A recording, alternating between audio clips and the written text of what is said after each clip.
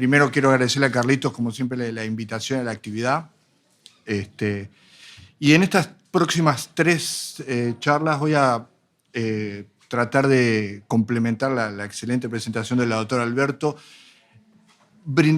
tratando de brindar conceptos útiles en 3 áreas relevantes dentro de la práctica de la mastología.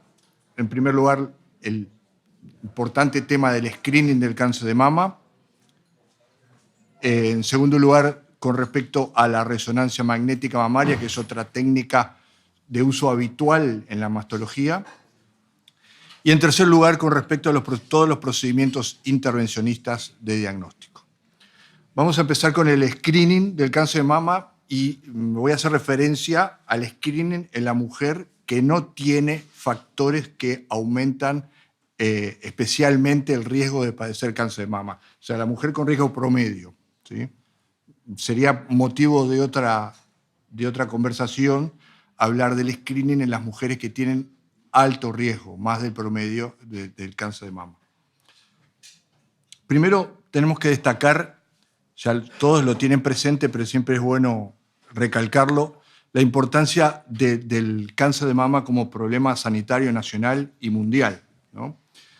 Ustedes saben que el cáncer de mama es el cáncer más frecuente en la mujer y que además tiene una mortalidad alta, ¿sí? En Uruguay la incidencia del cáncer de mama es de 73 casos por cada 100.000 habitantes, lo cual implica aproximadamente unos 1.800 casos nuevos por año. Y la mortalidad es de 21 por cada 100.000 habitantes, ¿sí? Lo cual implica aproximadamente unas 640 muertes por cáncer de mama en el año, ¿sí? Aparte de las cifras así absolutas, ¿sí? Es bueno tener una referencia, estas cifras, cómo nos ubican en el mundo, ¿no? Y hay este mapamundi, digamos, de la distribución, en este caso de la incidencia del cáncer de mama en el mundo. Como pueden ver ahí, los países que están en un color más oscuro son los países que tienen mayor incidencia. Claramente se ve que en América del Sur destacan Uruguay y Argentina, que a su vez podemos ver acá en este mapa que Uruguay tiene cifras de incidencia de cáncer de mama similares a lo que ocurre en Europa, a lo que ocurre en Estados Unidos, Canadá, Australia, ¿sí? Son los lugares en el mundo donde hay mayor incidencia de cáncer de mama. Con respecto a la mortalidad, los países que están en color más oscuro son los que tienen mayor mortalidad. Nuevamente, Uruguay y Argentina están en el mundo en los primeros lugares en este aspecto. Pero ocurre una diferencia. Si ustedes miran acá el anterior, fíjense, Uruguay y Argentina igual que Europa y Estados Unidos en incidencia. Pero fíjense, en mortalidad, Europa y Estados Unidos y Canadá, incluso Australia, están algo mejor que nosotros con respecto a la mortalidad. Más o menos, las pautas de tratamiento son universales en todo el mundo. Entonces, ¿qué es lo diferente entre Uruguay y Argentina y esos otros lugares para que logren tener cifras mejores en cuanto a mortalidad? Esos lugares, tanto Europa como Estados Unidos, como Canadá, hay programas de screening organizados en un nivel de organización muy superior a lo que ocurre acá en Uruguay, ¿tá? Y eso se nota en la mortalidad por esta patología, ¿sí? Entonces, planteado este tema así como la importancia sanitaria del cáncer de mama a nivel nacional y mundial, ¿sí? Es claro que se deben establecer estrategias de prevención, ¿sí? Eso es clarísimo, ¿no? Y si hablamos de prevención del cáncer de mama, tenemos que tener en cuenta, en primer lugar, que no hay que olvidarse, la prevención primaria, que son recomendaciones que todo médico le debe hacer a sus pacientes, no solamente por el área de mama, sino por adquirir un estilo de vida saludable. Y eso está vinculado a la dieta, está vinculado a la actividad física. Y después está la prevención secundaria, ¿sí? Que es la detención temprana de la enfermedad. Es lo que vamos a desarrollar hoy, el screening o tamizaje del cáncer de mama. El screening o tamizaje se define como la búsqueda del cáncer mamario en una población de mujeres aparentemente sanas, ¿sí? Aparentemente sanas quiere decir que en principio no tiene síntomas o signos clínicos, en este caso del cáncer de mama, ¿tá? Lo cual no quiere decir que no tenga un cáncer de mama, ¿tá? Es lo que estamos buscando en esa población. Cuando se plantea un programa, un screening, hay que ver cuál va a ser la herramienta de búsqueda o el test para buscar esa enfermedad. En este caso del cáncer de mama es claro que el test utilizado va a ser la mamografía, que es una herramienta que tiene una probada eficacia para detectar el cáncer de mama en una etapa anterior a la clínica, o sea, antes de que sea palpable. Evidentemente que cuando el resultado del test es positivo, va a ser necesaria una segunda etapa que incluya técnicas que confirmen o descarten la presencia de la enfermedad. Eso es lo que nos vamos a referir al final de la mañana, que son los procedimientos intervencionistas de diagnóstico. ¿Cuáles son los efectos del screening para entenderlo? Esta sería la evolución natural de un cáncer de mama sin tratamiento. Comienza con una etapa en la cual el cáncer no es palpable, luego se hace clínicamente evidente, localizado en la mama, posteriormente evade la mama para invadir los ganglios linfáticos regionales y finalmente puede llevar a desarrollar metástasis a nivel sistémico.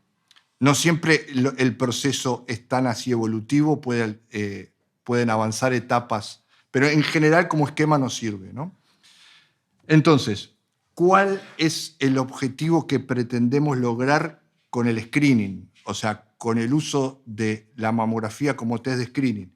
Es llegar a la enfermedad en esta etapa, ¿sí? Antes de que sea clínicamente evidente. Ese es nuestro objetivo. No siempre lo podemos lograr, pero eso es lo que buscamos, ¿tá?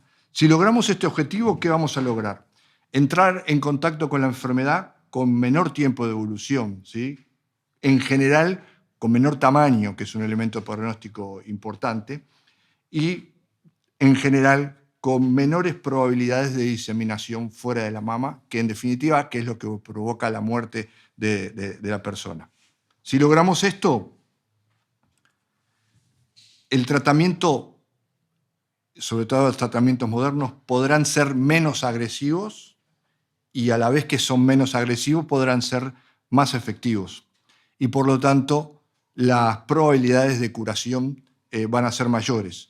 Si esto lo trasladamos de lo individual a lo poblacional, se va a manifestar en una reducción de la mortalidad en la población en la cual se aplica el test de screening, que es la mamografía, ¿tá? Y ese es el beneficio del screening, la reducción de la mortalidad por cáncer de mama, que es un efecto ya comprobado de la práctica de la mamografía como test de screening.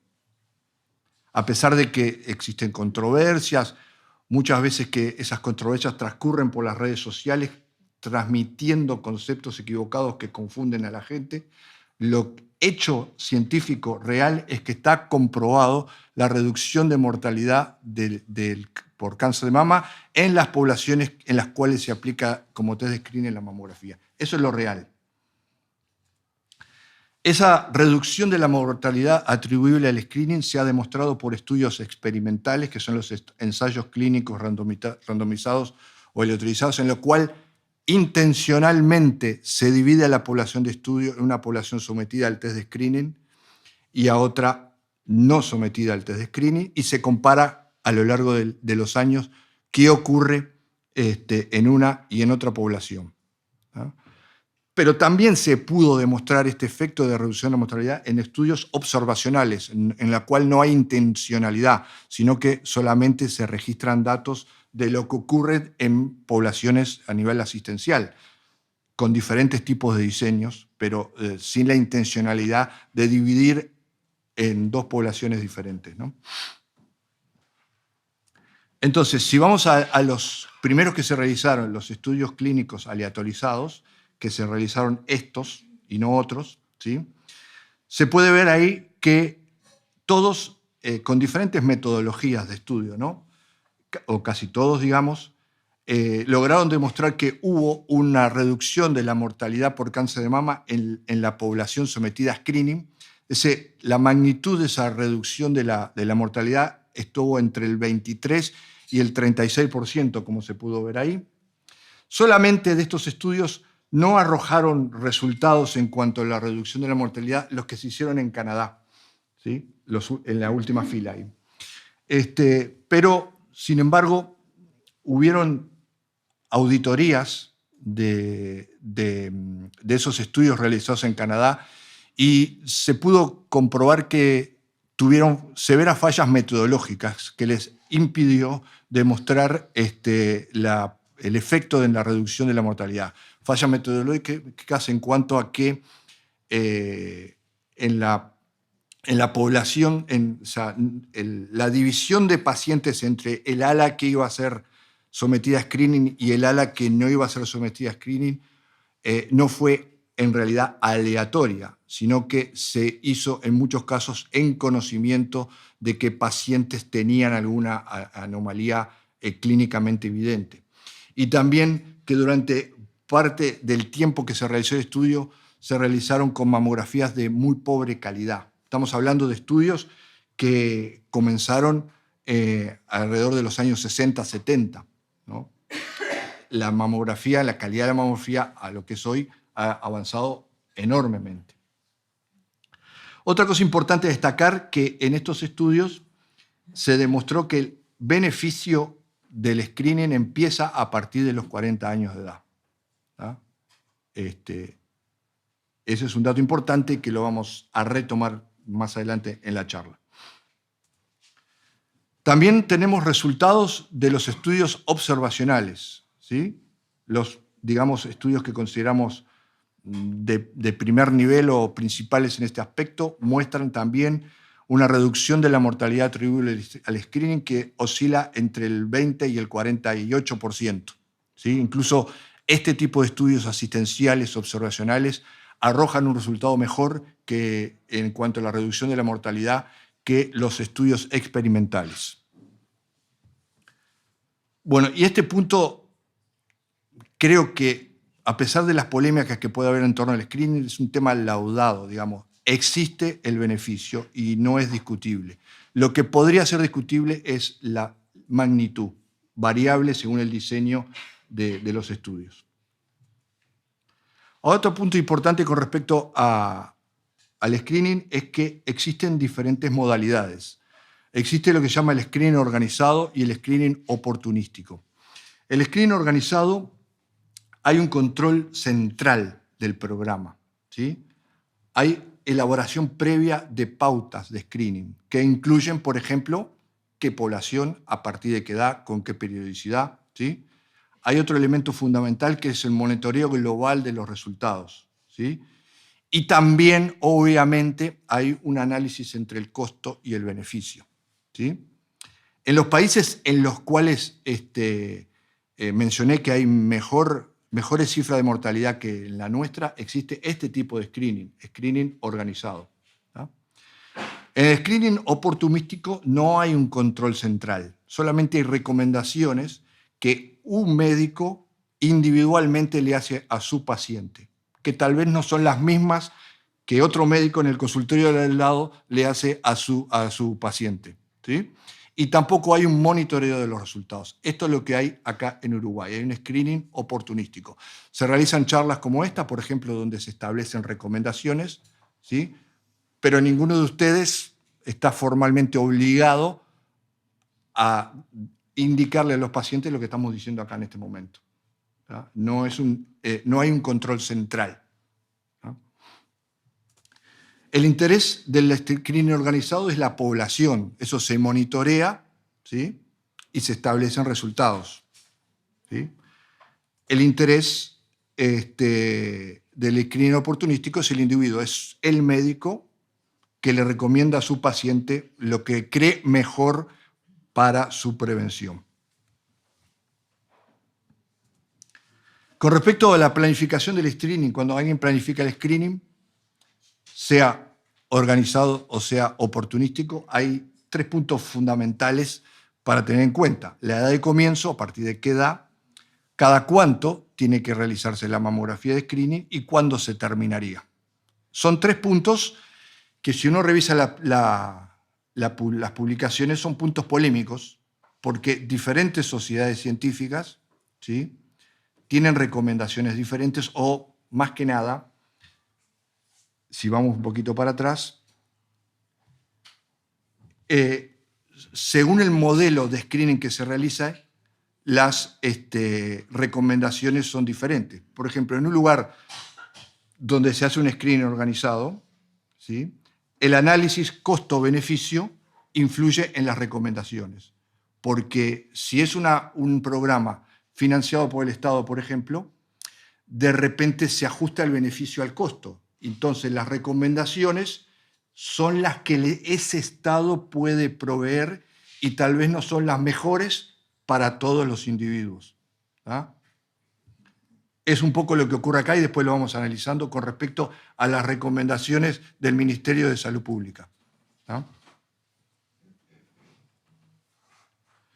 Con respecto a la edad de comienzo, hay evidencia clara, firme, ¿sí?, que la reducción de la mortalidad comienza a partir de los 40 años y hay grandes estudios a nivel mundial que lo confirman, que son los principales, son esos que están ahí, que confirman que existe una reducción de la mortalidad en pacientes entre 40 y 49 años entre 25 y el 50%, ¿sí?, que era un punto polémico, ¿sí? Si incluir o no incluir dentro de las recomendaciones de screening la población de 40 a 49 años de edad. Claramente la evidencia científica indica que sí, que hay beneficio en esa franja etaria, entre 40 y 49 años de edad. Por ejemplo, recomendaciones de la Sociedad Americana de Cáncer, vigentes a partir de 2015, ¿sí?, indican que el screening debería ser anual entre los 45 y los 55 años sin ningún tipo de condiciones. Y entre los 40 y los 44 años también no se desaconseja el screening, ¿sí?, solamente que se debería agregar una explicación, ¿sí?, con respecto a la relación entre el beneficio y los efectos no deseados del screening, que después vamos a ver cuáles son los que llamamos efectos no deseados del screening.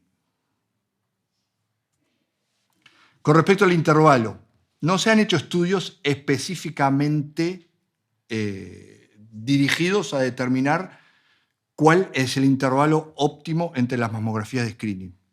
Hay sí evidencia basada en modelos matemáticos que indican que el beneficio mayor se logra con un régimen anual de la mamografía, es decir, una vez al año, en relación a otros planes. ¿Ah?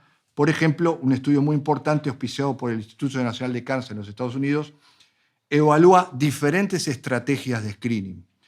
Anual entre los 40 y los 84 años, anual entre los 45 y los 54 años, seguido de bienal entre los 55 y los 79 años, o bienal es cada 2 años, entre los 50 y los 74 años. Fíjense, en el renglón de arriba, la mayor reducción de mortalidad se logra con el primer régimen anual a partir de los 40 años.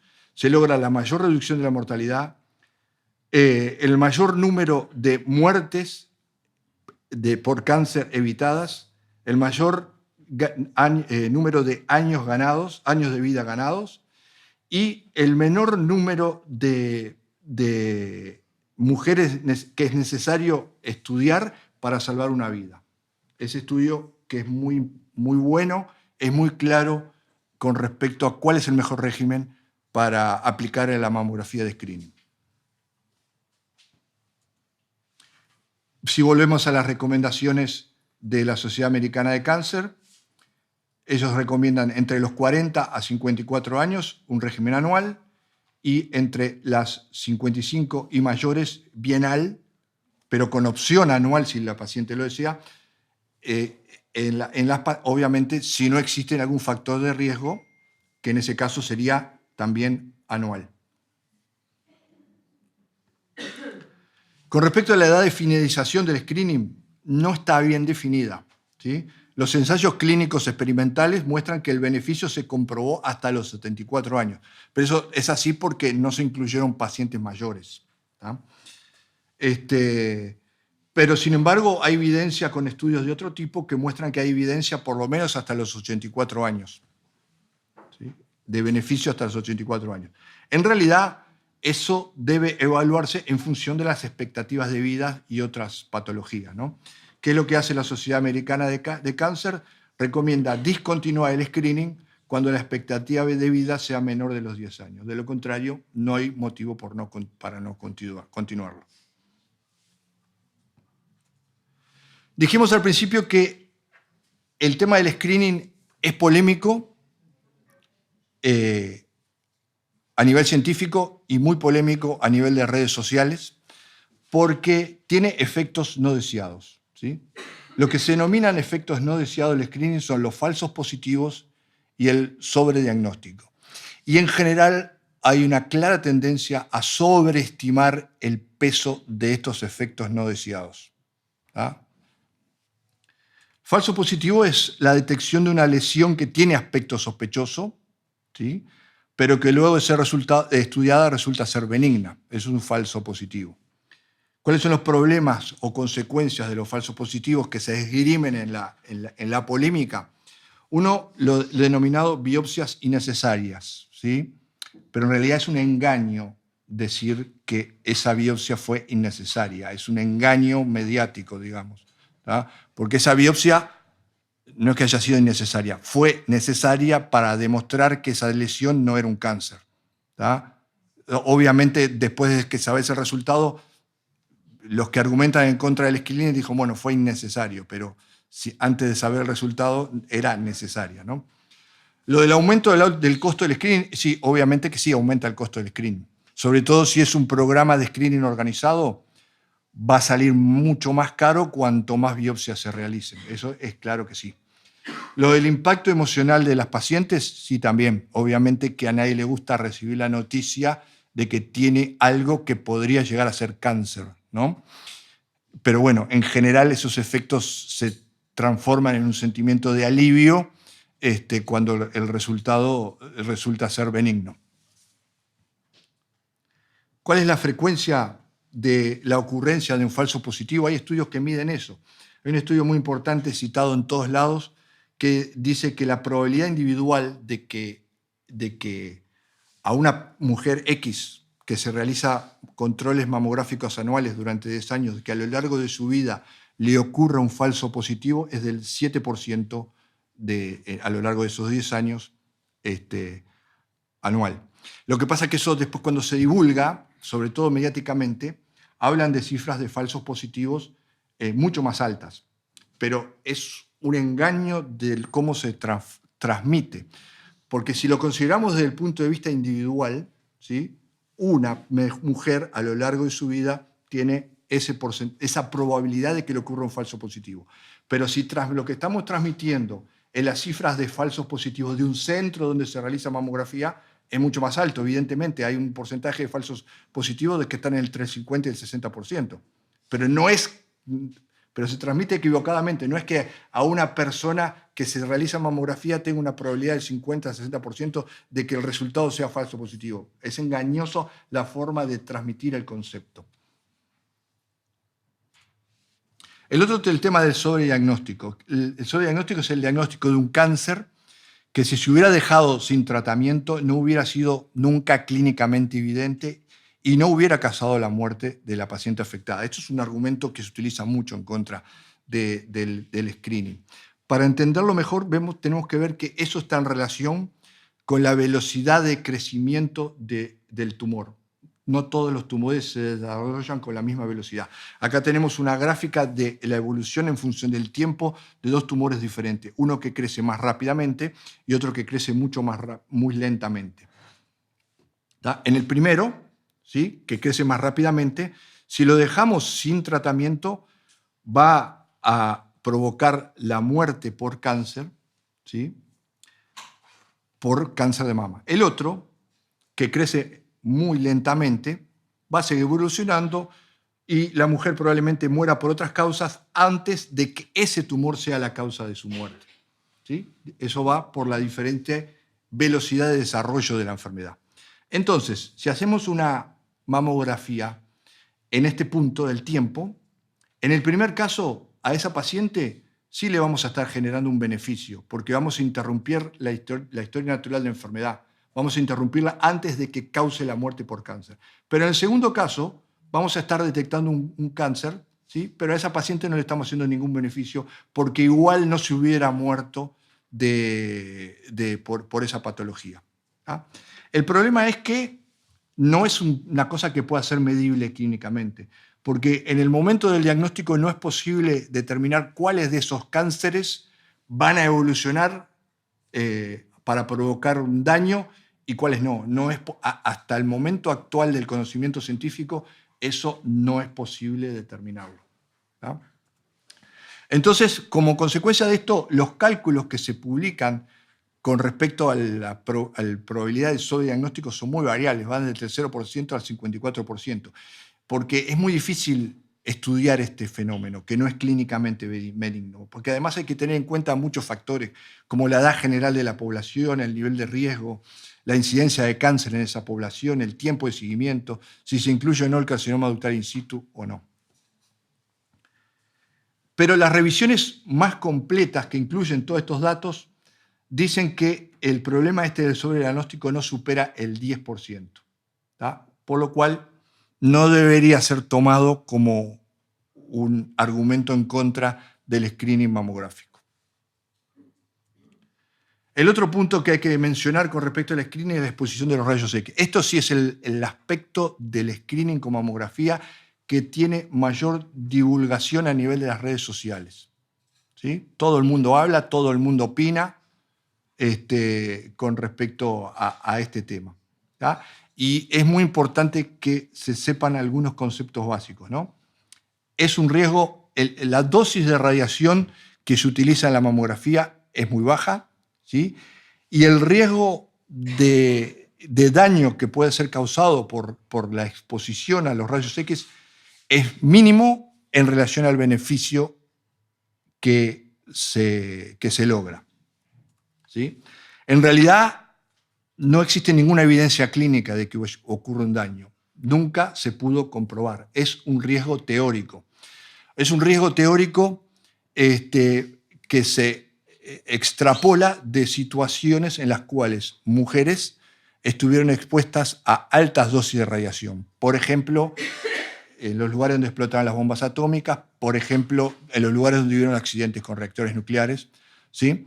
O sea, altísimas dosis de radiación, absolutamente no comparables con las dosis de radiación que se utilizan en la mamografía, ¿no? O sea que el beneficio es real, el riesgo es teórico. Y el beneficio que es real supera muy ampliamente al riesgo, que es un riesgo teórico.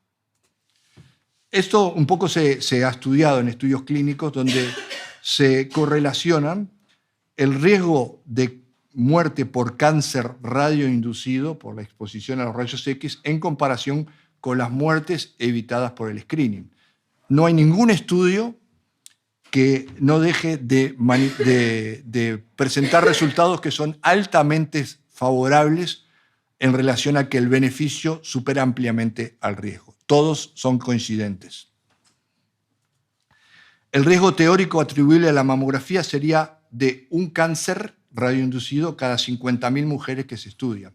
Si lo comparamos con el riesgo real en la población general, que es de un cáncer cada 10 mujeres, evidentemente podemos concluir que el beneficio ampliamente supera al riesgo, ¿tá? Por lo tanto, es una práctica común que un médico determinada no le pide mamografía a una mujer por miedo a los efectos que puedan tener los rayos X. Esto es una situación lamentablemente muy frecuente actualmente. En realidad, lo que está haciendo ese médico con la excusa de evitarle un riesgo a la paciente, la está colocando en un riesgo mayor del que pretende evitar al tal vez privarle la oportunidad a esa mujer de detectar un cáncer de mama en una etapa en la cual puede ser perfectamente curable. ¿Ah? Repito, no es que tenga nada contra los ginecólogos, porque mi padre mismo fue ginecólogo, pero es una práctica muy común a nivel de la población de ginecólogos. ¿Sí? Es una conducta muy común.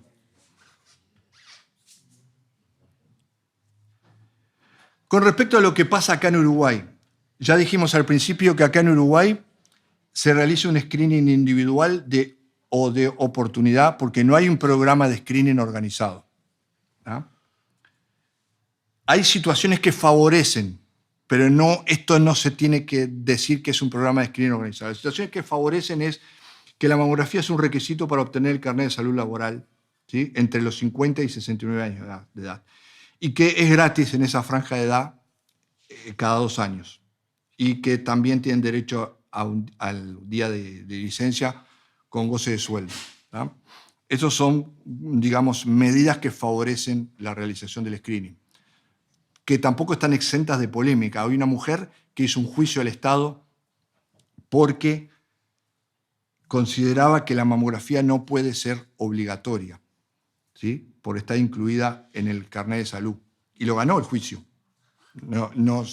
Pero en realidad es un error de interpretación de los conceptos, porque no se puede decir que acá en Uruguay la mamografía sea obligatoria. No es obligatoria. Es un requisito para obtener el carnet de salud. Si la mujer quiere hacérsela, se la hace y el carnet de salud tiene validez de 2 años. Pero si no quiere hacérsela, igual le dan el carnet de salud, lo único que tiene menor tiempo de validez, tiene validez de 6 meses. O sea, sí es un requisito para obtener el carnet de salud, pero no es obligatoria. Lo cual, lo único que varía es la vigencia de ese carnet de salud. Y después, también en el 2015, surgieron estas recomendaciones del Ministerio de Salud Pública que, en síntesis, los principales conceptos de esas recomendaciones son que no se recomienda el tamizaje sistemático en el grupo de mujeres de 40 a 49 años. El régimen debería ser bienal, o sea, cada 2 años, y que no se recomienda el tamizaje sistemático en el grupo de 70 a 74 años. Evidentemente, con todo lo que estuvimos diciendo hasta ahora, vemos que lo que yo dije discrepa bastante con respecto a estas recomendaciones, ¿no? Incluso, esto es un texto, es un librito que está hecho ahí. Si uno lo analiza, tiene severas contradicciones internas, ¿sí? Primero, en primer lugar, porque pretendió ser un análisis basado en la recopilación de bibliografía científica, ¿sí? Con respecto al tema, y sin embargo no incluye ninguna de las publicaciones que mencioné hasta ahora en mi exposición, no están incluidas. Tampoco están incluidas las pautas de la Sociedad Americana de Cáncer. ¿Ah? Además, otras cosas. Pone como una barrera de los 50 años para comenzar el screening, y en realidad a los 50 años de edad no ocurre nada en particular. ¿Tá? Dentro del mismo texto está incluida esta gráfica, que es la evolución de la incidencia en azul y de mortalidad por cáncer de mama según la edad. ¿Tá? Si ponemos la barrera artificial que ellos mismos crean de los 50 años, ¿qué vemos ahí? Nada. La incidencia y la mortalidad por cáncer de mama empezó antes, empezó a los 40 años y siguió aumentando. A los 50 años no ocurre nada en particular. ¿Tá? Pero esto incluso no sería lo más grave de las carencias de esta publicación. Desde mi punto de vista, lo más grave es esto. El número, según el Registro Nacional de Cáncer, el número de casos de cáncer por grupo etario, fíjense ahí, menores de 50 a 69 años, que serían los incluidos en las pautas, y mayores de 69 años. Solamente el 43% de todos los cánceres que ocurren en el Uruguay ocurren en la franja etaria en las cuales sí estaría recomendado, según las pautas de salud pública, el screening con mamografía. Solamente el 43%. El resto ocurre fuera de las recomendaciones del Ministerio de Salud Pública. Por lo tanto, desde mi punto de vista, claramente la mamografía debe comenzar a partir de los 40 años y debe realizarse una vez por año. Y creo que es muy difícil rebatir esos conceptos, ¿no? En conclusión, ya les dije, a partir de los 40 años de edad, que es cuando se obtiene, y con un régimen anual, que es cuando se obtienen los mayores beneficios, se debería priorizar el beneficio en relación a los efectos no deseados, que ya los explicamos y no son, desde mi punto de vista, no son relevantes. Y bueno, obviamente que en el Uruguay, específicamente con respecto a las menores de 50 años, no se justifica la exclusión dentro de las recomendaciones, porque el 22% de los cánceres de mama que ocurren en Uruguay ocurren en mujeres menores de 50 años, que me parece que no es una cifra para nada despreciable.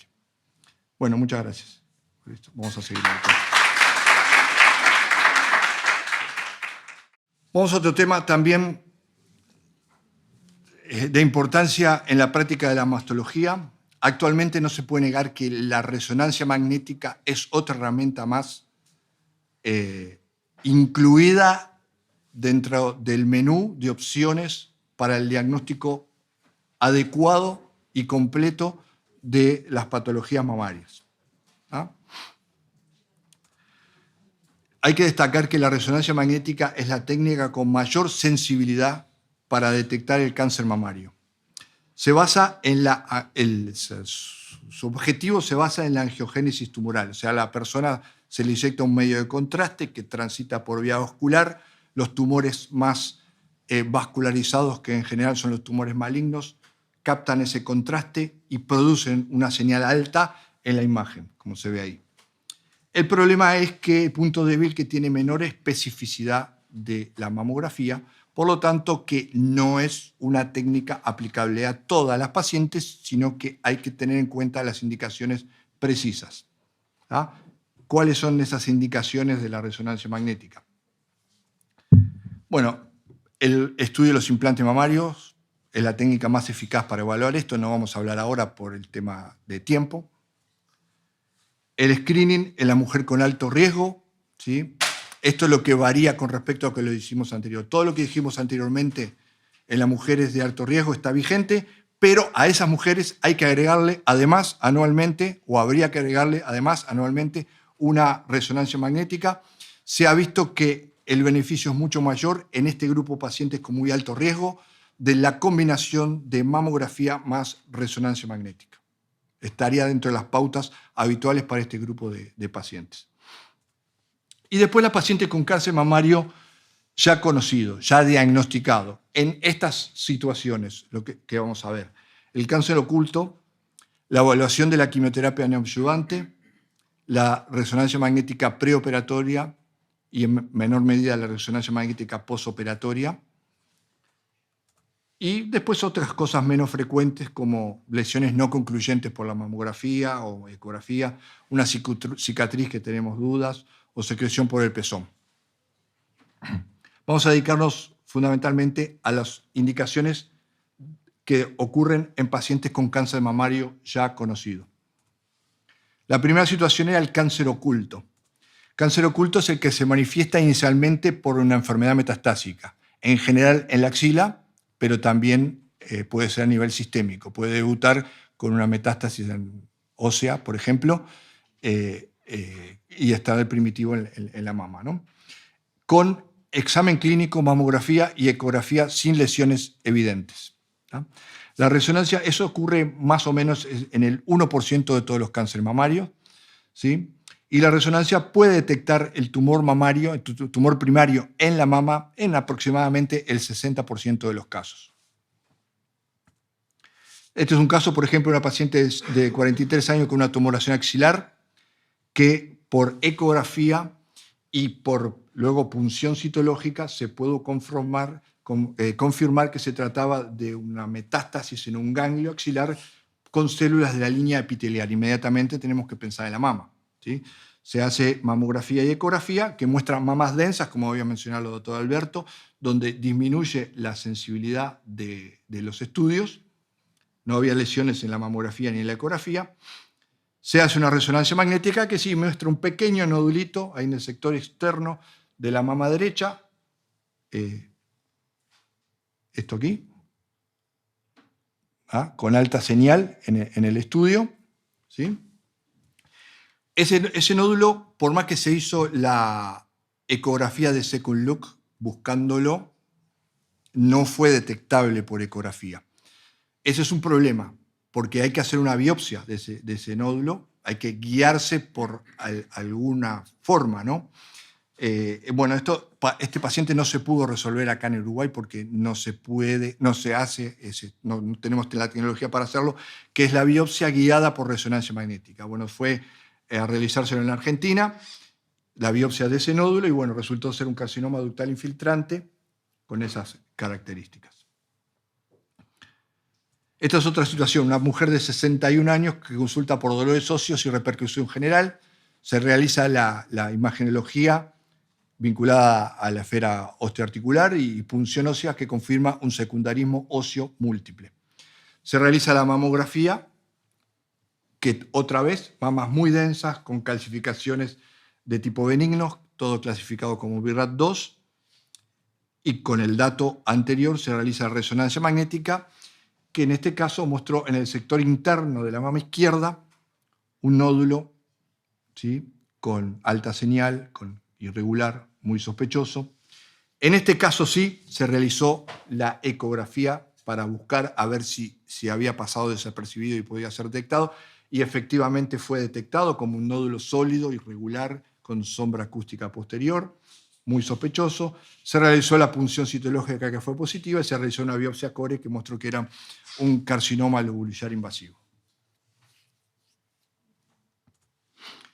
La otra situación es la paciente en la cual se planifica, con tumor conocido, en la cual se planifica la realización de una quimioterapia neoadyuvante. La resonancia magnética en la quimioterapia neoadyuvante tiene valor en la evaluación previa al tratamiento y en la evaluación de la respuesta.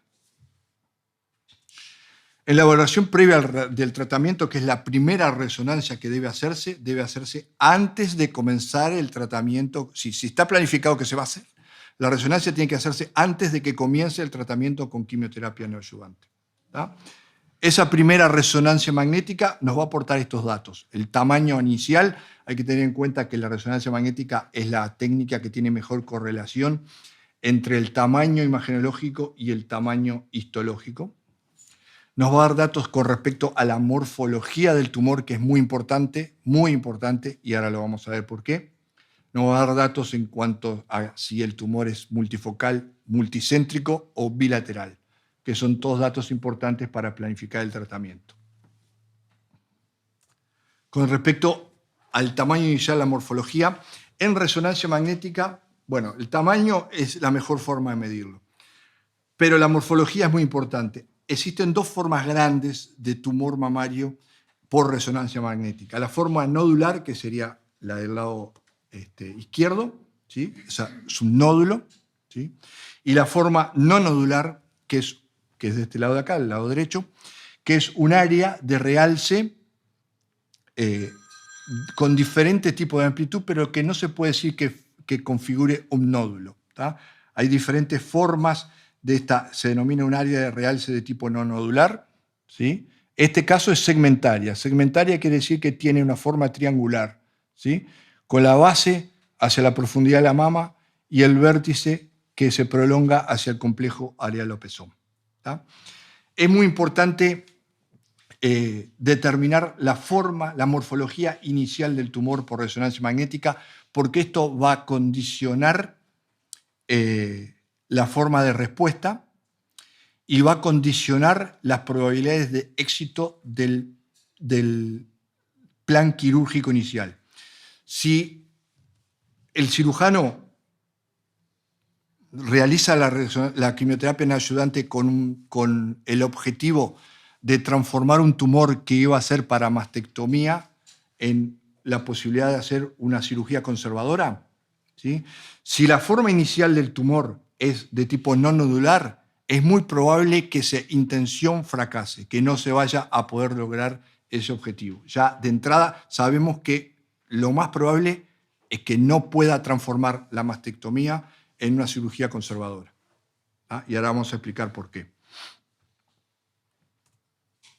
El otro el aporte que puede tener la resonancia es la multifocalidad o multisintricidad. O sea, esto ocurre, la resonancia magnética puede demostrar focos adicionales de cáncer no sospechados inicialmente en la misma mama, en un porcentaje de casos de que va del 14 al 27%.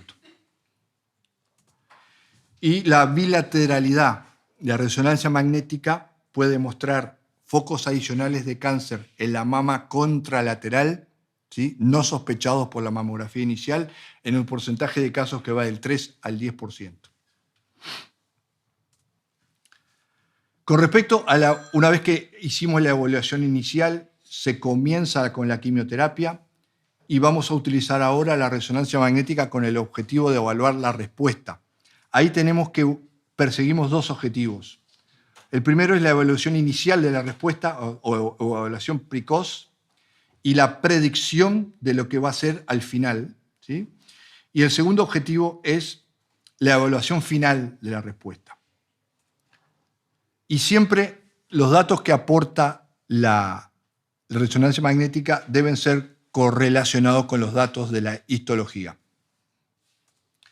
Con respecto a la evaluación precoz y la predicción, esto implica que la segunda resonancia magnética se realice durante el transcurso del tratamiento. O sea, puede ser luego de finalizado el primero o el segundo ciclo de quimioterapia, ahí hacemos la segunda resonancia magnética. Y ahí esta resonancia magnética nos va a decir si el tratamiento indicado está siendo efectivo o no. Signos alentadores de que el tratamiento está siendo efectivo es una reducción precoz del volumen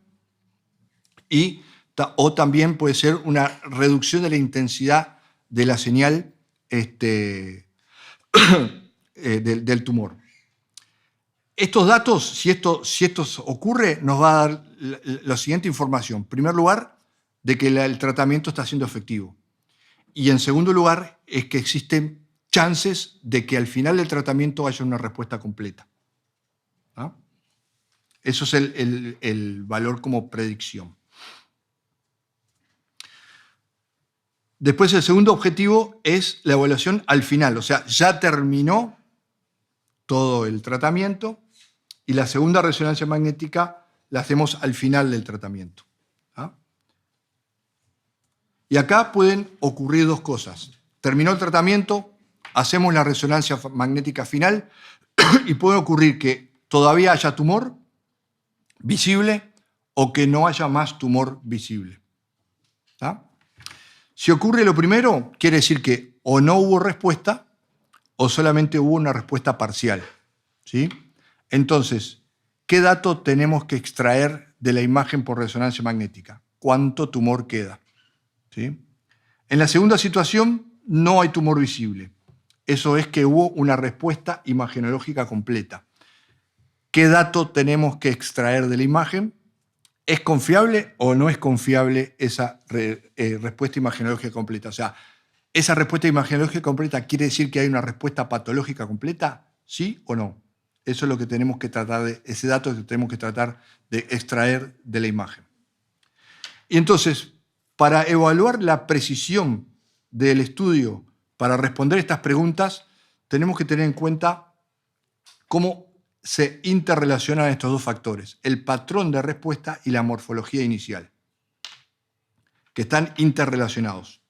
Los patrones de respuesta pueden ser de esta forma: una respuesta parcial, concéntrica, o sea, del tumor inicial se va reduciendo en todos sus diámetros simultáneamente. ¿Sí? O puede ocurrir esto, que es una respuesta parcial fragmentada, en el cual no se reducen todos los diámetros, se va reduciendo el volumen, pero quedan sectores aislados del tumor, ¿sí? Sectores aislados del tumor. El volumen es menor, pero en este caso el diámetro del área patológica es igual. ¿Tá? Por lo tanto, si ocurre esto y nosotros el cirujano pretendía realizar una cirugía conservadora, en este caso hay menor tumor y hay un área patológica menor, o sea, podría ser posible realizar la cirugía conservadora. En este caso, hay menos volumen tumoral, pero el área patológica es la misma, por lo tanto, no se va a cumplir el objetivo. Si no era para cirugía conservadora al principio, tampoco va a ser ahora para cirugía conservadora, aunque sí en realidad tenga menor volumen tumoral. Y la otra opción es la respuesta completa. No se ve tumor en la imagen. Ya dijimos al principio que cuando el tumor tiene una morfología inicial de tipo nodular como ese, lo más probable que ocurra es que sea una respuesta completa o una respuesta parcial concéntrica, o sea que se reducen todos los diámetros del tumor. Pero como otro caso similar, la resonancia inicial y la resonancia final, respuesta parcial concéntrica.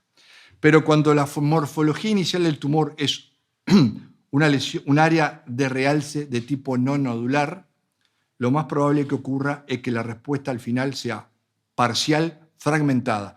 O sea que fíjense que los diámetros de este tumor son prácticamente los mismos que los diámetros de esta área patológica, aun cuando haya mucho menos volumen tumoral.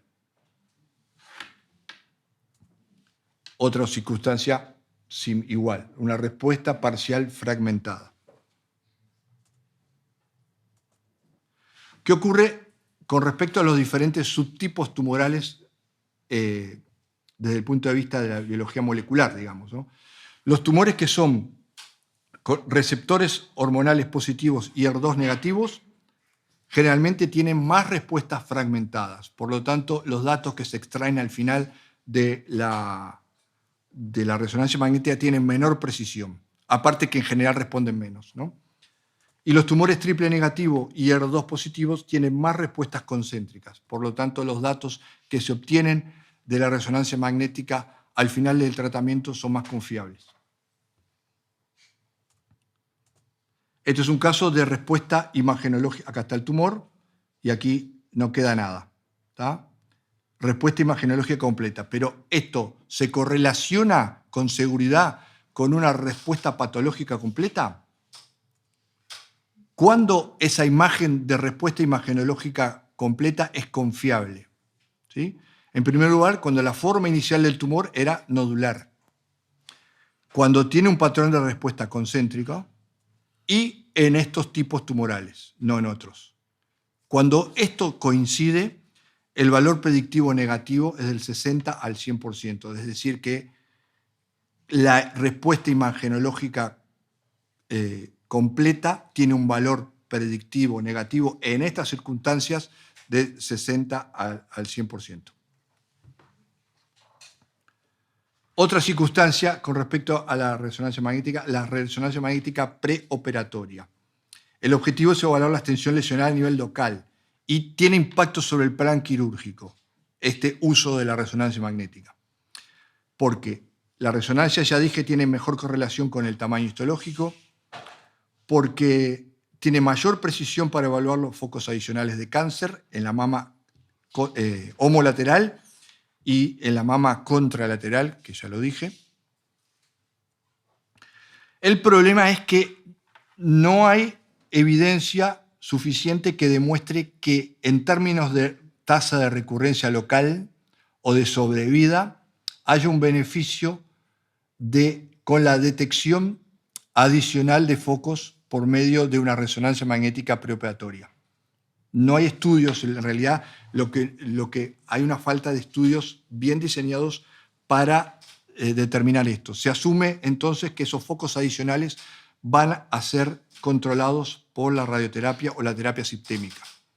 Es un punto polémico igual, pero que no excluye que la resonancia preoperatoria sí tenga impacto en el plan quirúrgico, ¿tá? Se ha visto que el uso habitual de la resonancia preoperatoria modifica el plan quirúrgico en el sentido de que hay un aumento de la tasa de mastectomías que anda en torno del 10%, y si la cirugía planificada es una cirugía conservadora, hay una reducción en la tasa de reoperación por márgenes insuficientes entre el 5 al 10%. Ahora, ¿esta resonancia magnética preoperatoria tendría que usarse en todos los cánceres de mama? Evidentemente no hay evidencia suficiente para que sea aplicada en todos los cánceres de mama, pero sí hay evidencia de que existen grupos que podrían resultar especialmente beneficiados con la resonancia magnética preoperatoria. Unos son las pacientes que tienen un carcinoma lobulillar invasivo. Después tenemos las pacientes que son portadoras de carcinoma ductal in situ, sobre todo con microcalcificaciones, porque hay sectores del tumor que no están calcificados y que de repente no son visibles en la mamografía. Las pacientes con alto riesgo, las que ya tienen focos adicionales de cáncer en la mamografía o en la ecografía, las pacientes que tienen tumores en mamas muy densas, porque puede haber otros focos que pasen desapercibidos. Ejemplo, por ejemplo, 61 años, consulta por una masa palpable en el cuadrante superior externo de la mama izquierda. Ahí está la mamografía, es una mama densa, no se ve nada más que eso, ¿sí? La ecografía mostró un área hipocogénica mal definida. Guiado por ecografía se hace una biopsia core que muestra que es un carcinoma lobulillar infiltrante. Pero en realidad en la mamografía, y por los datos que tenemos, no podemos tener una idea clara de cuál es la extensión de ese tumor, ¿no? Se hace la resonancia magnética y ahí vemos no solamente la extensión real del tumor, sino que vemos que había unos focos adicionales al tumor principal, ¿no? Otra situación, una paciente de 42 años, una mamografía de screening, se detecta un grupo de microcalcificaciones sospechosas, ¿sí? Se realiza una biopsia core, porque eran visibles por ecografía, y que mostró que era un carcinoma ductal in situ. Y bueno, en principio parece un grupo bastante localizado, ¿no? Se hace una resonancia magnética y vemos que en realidad la extensión real del tumor ocupaba casi la mitad de la mama. Fíjense comparado con el otro lado. ¿Sí? O sea que cambia la idea inicial de una cirugía conservadora a una mastectomía.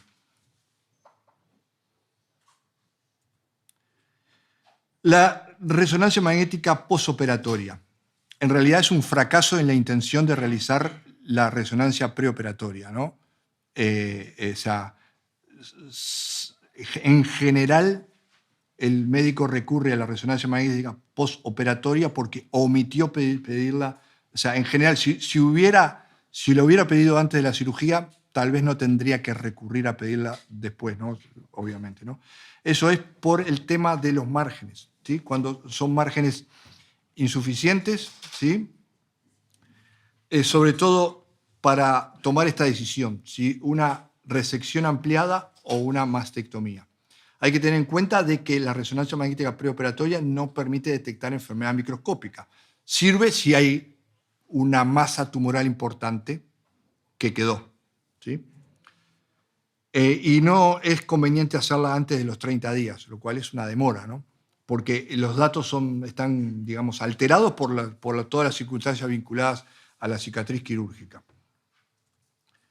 Un ejemplo de eso, paciente de 36 años, consultó por derrame hemático. En la galactografía mostró esto: un conducto galactóforo dilatado e interrumpido por una masa intraductal, ¿sí? Fue operada, ¿sí? Carcinoma ductal in situ micropapilar, y la lesión contacta con los márgenes, con los bordes de resección. Se realizó resonancia magnética posoperatoria. Esta es la imagen en la secuencia potenciada en T2 que resalta la señal del agua. Esto es el seroma, ¿no? Y acá hay algo con baja señal. Ahora, la imagen realizada en T1 con contraste muestra el seroma y muestra toda esta área que capta contraste, que era tumor residual, un área extensa de tumor residual, ¿sí? Seguía habiendo carcinoma ductal in situ. Bueno, para finalizar este tema, actualmente no se puede negar que la resonancia magnética está incluida dentro de las herramientas de la mastología. Hay lugares en los cuales se le pone palos en la rueda, como quien dice, por el costo, ¿sí? Pero no debería ser así. Debería estar incluida dentro de las herramientas a usar habitualmente, respetando las indicaciones, ¿sí? respetando las indicaciones. Los mejores resultados tampoco son de la resonancia magnética aisladamente, sino porque ahí pongo por eso multimodalidad. La multimodalidad de técnicas de imagen es lo que arroja mejores resultados. Y la discusión multidisciplinaria del valor de cada una, obviamente que sí. Bueno, y vamos a finalizar con los procedimientos intervencionistas. Hasta ahora estuvimos viendo imágenes. Las imágenes arrojan una probabilidad de lo que estamos viendo, sea un cáncer o no. Pero eso después hay que confirmarlo. Y para eso están los procedimientos intervencionistas de diagnóstico de las lesiones mamarias, que el objetivo entonces es obtener muestras, ya sea citológicas o histológicas de la lesión. ¿Ah? Entonces, cuando encaramos el tema de los procedimientos intervencionistas, hay que tener claro que hay dos grupos de cosas que hay que considerar.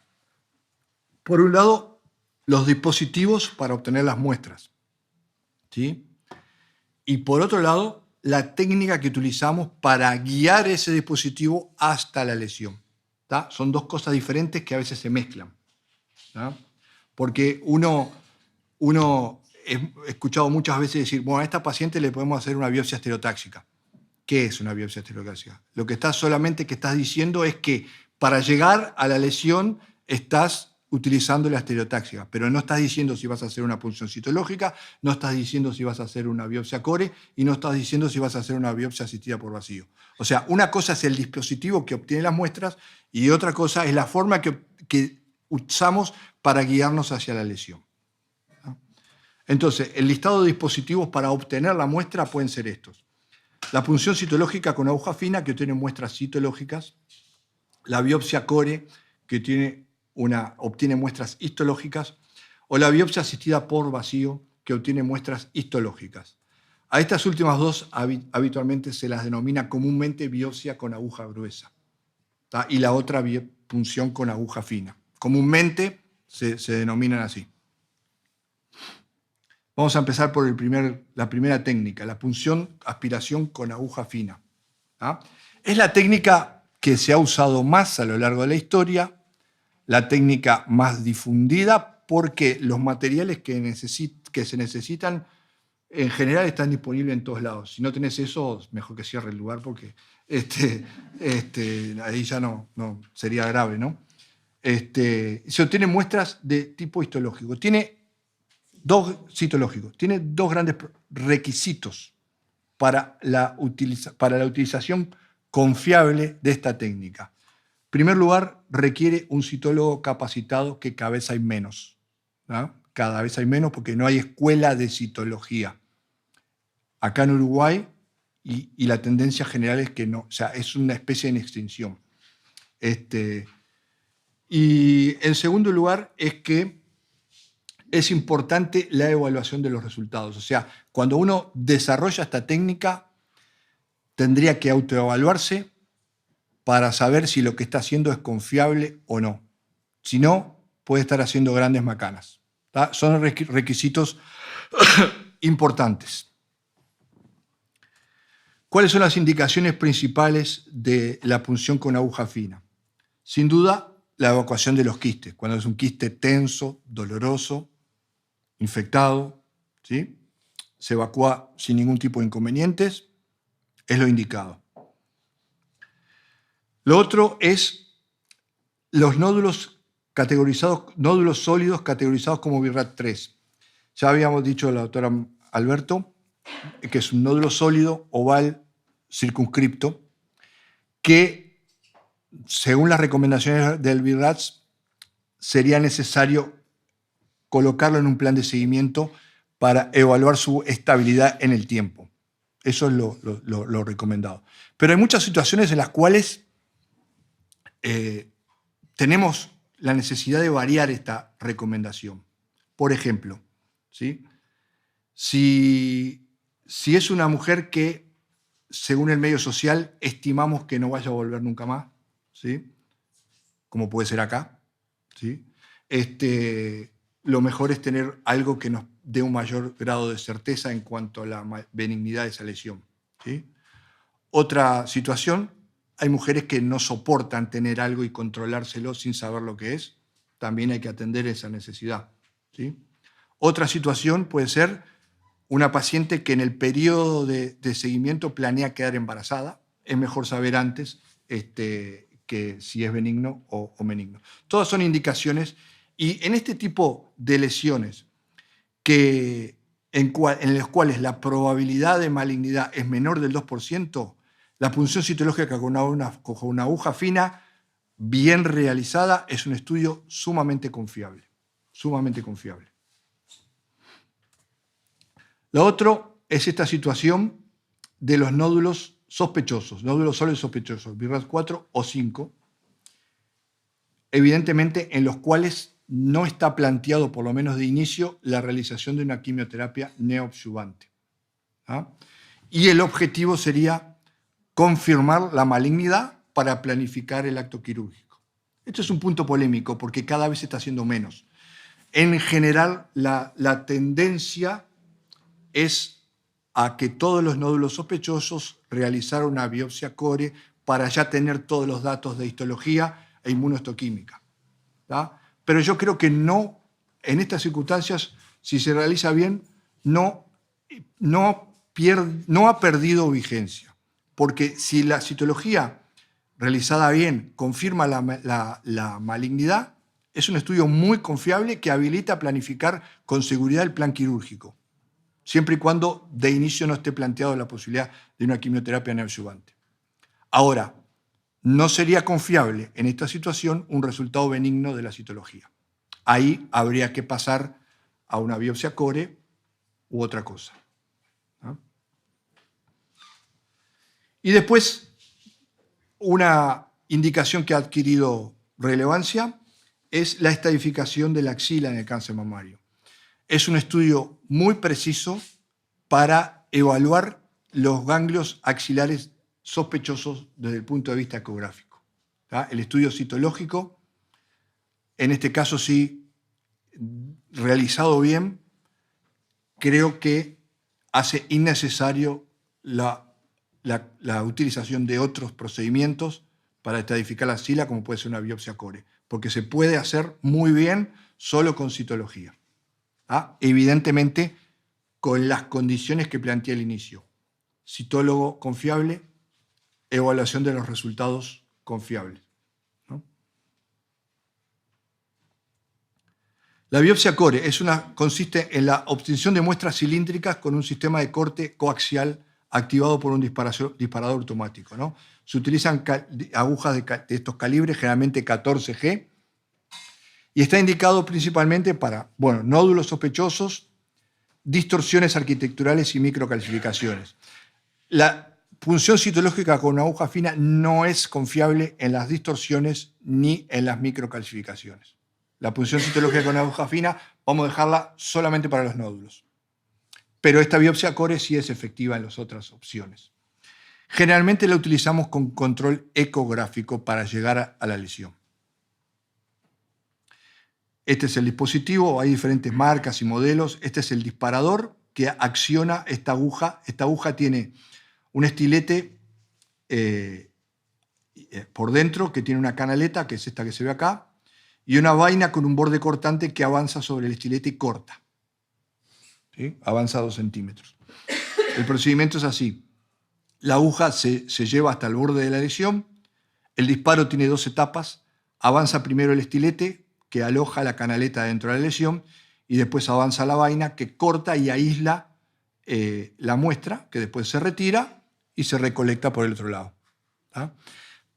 El problema es que cada vez que, para obtener varias muestras, implica la realización de varias punciones, porque con cada punción se puede tener solamente una muestra. En el caso de los nódulos se obtienen entre 3 y 5 muestras. En el caso que la estamos aplicando para las microcalcificaciones hay que tomar por lo menos 5 muestras.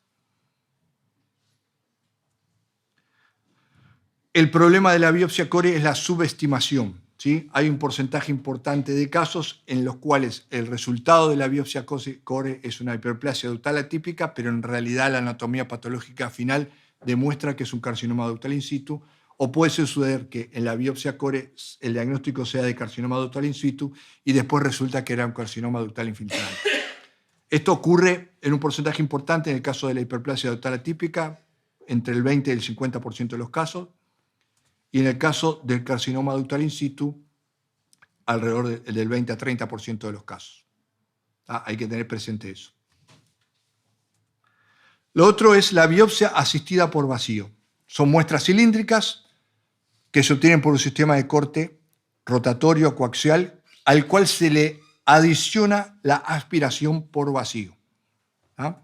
Se utilizan agujas más gruesas que en la biopsia core, por lo tanto, sumado al vacío, las muestras son de mucho mayor volumen, por lo cual la precisión del diagnóstico también es mayor.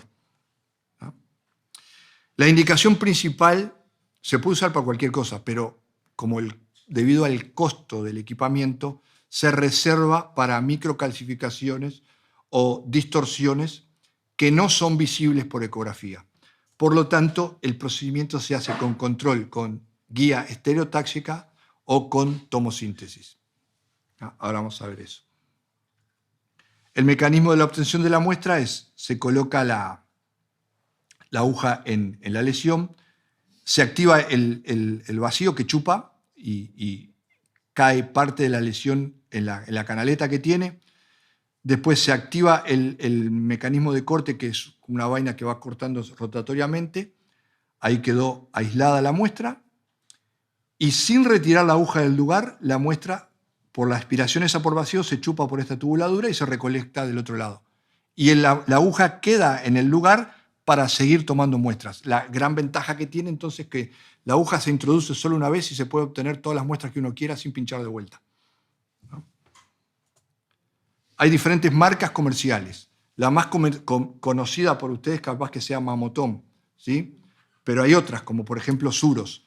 Todos los dispositivos incluyen la aguja, ¿sí? Y la bomba de vacío. La aguja, digamos, y la bomba de vacío. Todo el sistema de la aguja y la tubuladura es descartable y la bomba de vacío obviamente no. Las ventajas que tiene, ya lo dije, en relación a la biopsia core es que se obtienen muestras de mayor volumen, se obtienen todas las muestras que uno quiera obtener con una sola punción, ¿sí? No hay un problema significativo con la subestimación de los resultados, tiene mucha más precisión en las microcalcificaciones y en las distorsiones, y además el dispositivo permite lavar, aspirar y colocar clips en el lugar. Bien, eso era en cuanto al dispositivo para obtener la muestra. Ahora vamos a hablar con respecto a qué mecanismos tenemos para guiar ese dispositivo hasta la lesión.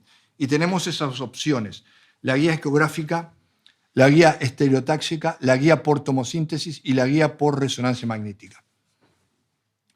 Estos tres están disponibles en nuestro medio, este no. La guía ecográfica es la más simple, la más difundida y es la que debe utilizarse para todas las lesiones que son visibles por ecografía porque facilitan enormemente el procedimiento. Se puede usar, en este caso se está haciendo una punción citológica con una aguja fina y en este caso es una biopsia core. Cualquier procedimiento puede usarse con ecografía. Es el único procedimiento que permite ver el avance de la aguja en tiempo real, ¿sí? Por ejemplo, acá vemos la aguja, llega la lesión, se hizo el disparo que la atravesó. Es el más sencillo y el indicado cuando la lesión es visible por ecografía, que en general son nódulos, ¿no? Ahora, la guía estereotáxica se hace con mamografía. Se comienza con una imagen 2D, cráneo caudal o según la orientación que se decida de la lesión, y a partir de la imagen inicial se hacen otras dos imágenes anguladas 15 grados, cada una hacia un lado y hacia el otro. Entonces, esta es la imagen 2D, ¿sí? Y estas son las imágenes anguladas. En las imágenes anguladas se mide la distancia que hay entre la lesión y un punto fijo de referencia. Esa distancia medida nos sirve para calcular la profundidad a la cual está la lesión. Y entonces, con esos datos, podemos hacer el disparo.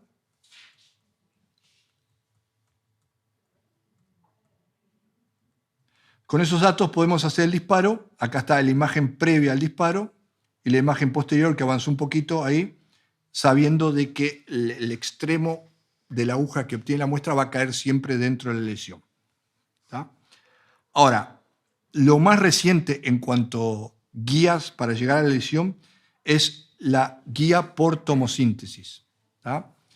O sea, la última etapa en la evolución de los mamógrafos es el mamógrafo digital directo con tomosíntesis. La tomosíntesis consiste en que el tubo de rayos X realiza un movimiento en arco alrededor de la mama, ¿sí? A medida que va realizando ese movimiento en arco, va realizando exposiciones, disparos, ¿sí? Toda esa información recolectada permite construir planos en la mama. La mama va a quedar representada tridimensionalmente por una superposición de planos, ¿sí? Las lesiones mamarias están en diferentes planos. En este caso, vamos a biopsiar este grupo de microcalcificaciones que está en un determinado plano, ¿sí? Entonces, la biopsia tomoguiada consiste en un equipamiento que nos permite seleccionar el plano en el cual está la lesión, ¿sí? Y guiar el extremo de la aguja hacia ese plano. ¿Tá? Este es el equipamiento que actualmente está disponible en nuestro medio, ¿sí? Es un mamógrafo digital directo con todo este equipo adicional, que ahora vamos a ver un poco cómo funciona, que permite guiar. En este caso estamos haciendo una biopsia con un equipamiento de biopsia asistida por vacío, Suros, ¿sí? Y vamos a biopsiar este grupo de microcalcificaciones. Es ahí. Los que estuvieron antes, ¿qué BIRAS le adjudican a ese grupo de microcalcificaciones? Un 4, ¿no? Ahí. Bueno, ahí está la sala donde se hace el procedimiento. La paciente, según la ubicación de la lesión, puede ir acostada, es una camilla multipropósito, puede dársele la orientación que sea necesaria para elegir el trayecto más corto entre la piel y la lesión, ¿sí? Acá está el monitor donde se ve las imágenes de tomosíntesis y se selecciona el plano donde está la lesión, y acá están las coordenadas. ¿Tá? Entonces, una vez seleccionado el plano donde está la lesión, se selecciona el blanco, ¿sí? Que es el grupo de microcalcificaciones, y ahí aparecen las coordenadas X, Y y Z, donde está la lesión. Se puede ver un pantallazo general de los márgenes de seguridad, o sea, la distancia entre la punta de la aguja y el detector, la distancia entre la lesión y la paleta compresora. Si el blanco está superpuesto a la canaleta de la aguja, si ninguno de estos valores está en rojo, o sea, que hay que modificar, podemos transmitir esta información al mamógrafo. ¿Tá? Transmitimos esta información al mamógrafo. Esos datos van a estar reflejados en esta pantalla adicional que tienen que coincidir con los que nosotros veíamos en el monitor inicial. Y ahí entonces podemos colocar en posición adecuada a la paciente y se puede ir avanzando la aguja hasta donde las coordenadas dicen. Obviamente que previamente en el sitio de punción hay que esterilizar, se coloca anestesia local y se hace un cortecito en la piel para poder avanzar la aguja sin ningún tipo de problema, y se lleva hasta el punto indicado por las coordenadas. ¿Tá? Una vez que llegamos a ese punto indicado, ahí se toman todas las muestras que uno quiera, ¿sí? Hay un pedal ahí que acciona el vacío y acciona el corte, y se pueden obtener 6, 7, 8, 10, 12 muestras, lo que uno quiera. ¿Estamos? Después retiramos el procedimiento, todas las muestras quedan acumuladas aquí, en ese receptáculo, ¿sí? Se retiran, se alinean las muestras y se hace una radiografía de las muestras. ¿Tá? Y ahí vemos las muestras que contienen las microcalcificaciones que nos interesa estudiar. A los efectos, se estudia todo, pero a los efectos de enviarlo al patólogo conviene separar, si estamos estudiando microcalcificaciones, separar las que tienen microcalcificaciones y las que no tienen. ¿No?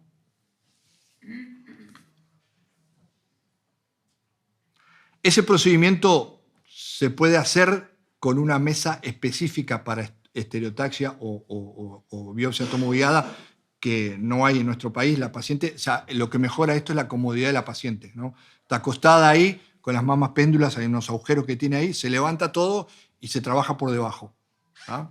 Esto no es imprescindible, solamente tendría un objetivo en un lugar donde se hacen muchísimas, porque si no, no tiene sentido.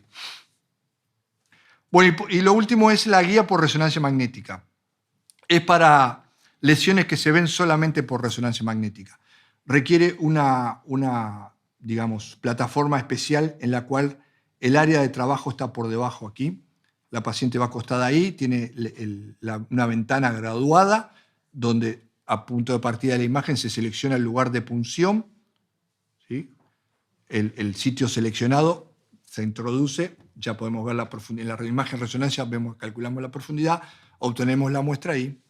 Está. Esto no lo tenemos disponible acá en nuestro país, pero en general siempre serían pocos casos en los cuales sería necesario recurrir a esto.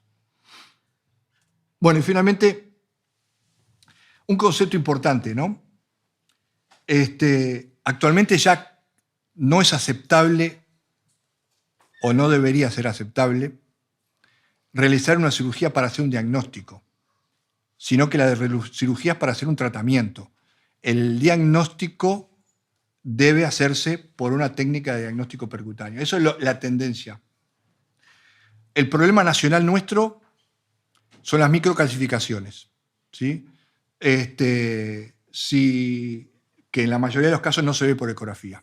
Entonces, si no tenemos un sistema de guía por estereotaxia o por tomosíntesis, que además debería utilizarse para mejores resultados con una biopsia asistida por vacío, ese procedimiento no se realiza en forma eficaz. Hay una limitación tecnológica en nuestro medio, ¿tá? A ese respecto, ¿no? Bueno, y la tendencia también mundial es a usar menos citología y más biopsia percutánea. Aunque defiendo que todavía bien hecha la punción citológica con una aguja fina tiene su lugar. Tiene su lugar. Bueno, muchas gracias.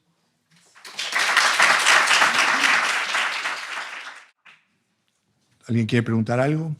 Yo tengo una consulta. En el caso cuando haces la biopsia, ya sea con core o con el sistema vacío, ¿no te da riesgo de extraer toda la lesión y después para localizar las piezas de la cirugía? ¿Son lesiones muy pequeñas? Sí, si es una lesión muy pequeña que estás biopsiando, es un riesgo. Pero eso vos lo estás viendo. Y al finalizar el procedimiento, si eso ocurrió, se deja un clip en el lugar. ¿No? Bueno, simplemente agradecerles tanto a Marcela como a Gustavo sus brillantes conferencias, como siempre, aprendemos mucho de esto. A manera de breve reseña, nosotros intentamos ir a esa biopsia core, si bien sabemos que hay lugares que se puede realizar y hay lugares que no. Es cierto que hoy día debemos de operar pacientes con diagnósticos certeros, saber si tienen necesidad de neoadyuvancia o no, pero hay lugares que tanto la biopsia, el procedimiento, la anatomía patológica, todo eso nos puede llevar a veces más de un mes, o a veces hasta 2, y eso no condice con el procedimiento diagnóstico y terapéutico del cáncer de mama. Entonces, si bien es lo ideal y es lo que tenemos que tender, todavía no hemos llegado en muchos sitios a eso. Lo que mencionó recién el doctor, que los citólogos están en extinción, es cierto. Tanto es así que le pedimos a Andrés que viniera hoy. Bueno, por problemas personales se nos extinguió. Así que lo sabemos perdonar porque lo queremos y porque es el mejor citólogo y porque, bueno, muchas cosas. Y en definitiva lo daremos otro día. En cuanto al primer tema de screening, cuando fuimos presidente de la Sociedad Uruguaya de Mastología y hoy día en la Escuela Uruguaya de Mastología, nos retrotraemos a una jornada o el Congreso de Imagenología de hace 3 años. Esto lo discutimos en la mesa con la profesora Delgado, la profesora grado 5 de Oncología, y no nos pusimos de acuerdo. ¿Por qué? Porque estamos de acuerdo con Gustavo, que creemos que la mamografía sigue siendo el mejor diagnóstico precoz, temprano, como le quieran llamar, para el cáncer de mama. Por lo tanto, nosotros, si bien las pautas del Ministerio son unas, no, en lo personal, no lo preconizamos de esa manera, lo hacemos diferente y también lo podemos hacer, como en un sector de las pautas dice, individualizar el método diagnóstico. O sea, cada paciente y cada imagen va a ser diferente, pero bueno, en definitiva nosotros no esperamos a los 50 años para pedir una mamografía, sino que la pedimos antes. Con esto, Gustavo, ¿alguna cosa más? Les agradecemos y seguimos el sábado que viene. Muchas gracias.